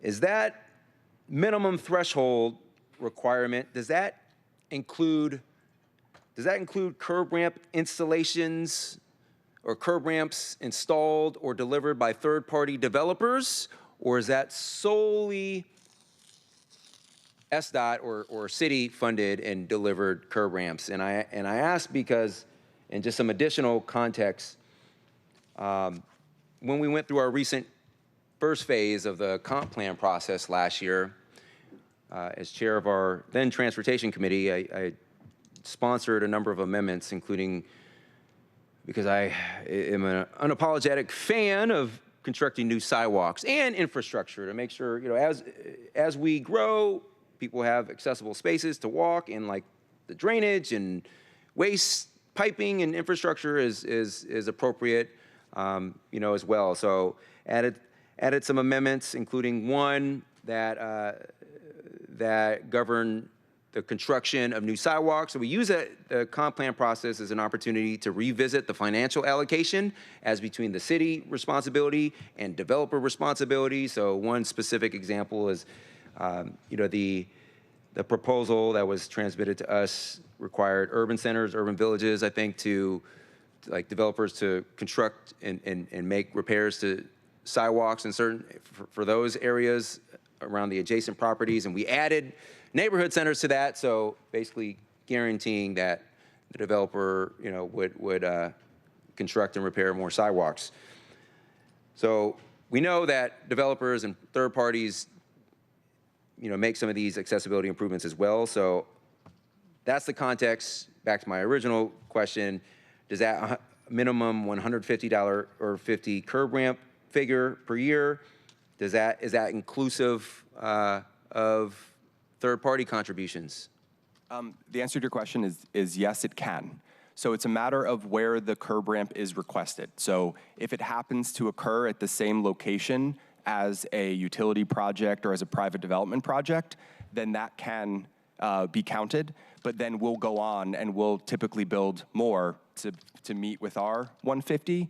But we can get that credit so that a public utility or private development could build those curb ramps as part of their project, because again, it's in the order in which it's received.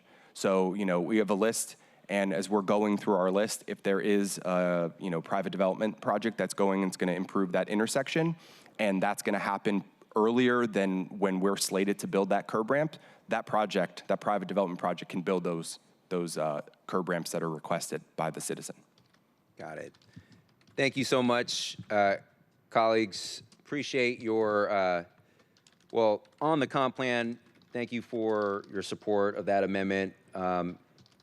And that was definitely, the comp plan is a very complex and strategic, nuanced work stream. That wasn't one of the, sort of glamorous aspects of that broader effort that we worked on together. But it is one that is going to truly make a difference in people's lives today and tomorrow for decades to come, because they're going to have places to walk. And I don't know, colleagues, how many constituent queries and complaints you all get about busted piping and infrastructure, but my office gets a lot. So this helps directly address that. And so really appreciate our partners at SDOT for your presentation today, and more importantly, doing the work every single day, engaging with folks in a collaborative way, all the disability advocates and accessibility advocates, including our own, during my pre-briefing, learned you all engage with our city's Human Rights Commission, our city's Disability Commission, amongst other stakeholders. So Really robust process. Let's keep it up, and not just keep it up, pedal to the metal, let's do more. So appreciate you all. That is it. We have reached the end of today's meeting agenda. Our next meeting is February 19th, 2026 at 9:30 a.m. Is there any further business to come before the committee before we adjourn?